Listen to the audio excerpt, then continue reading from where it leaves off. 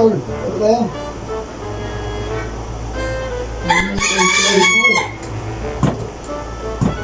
Tol. Tapos to. Tama na yan.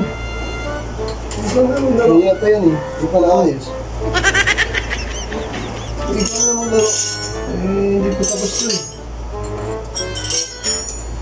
Oh, ginamit ko pa yung shirt ko, hoy. What? Gawin.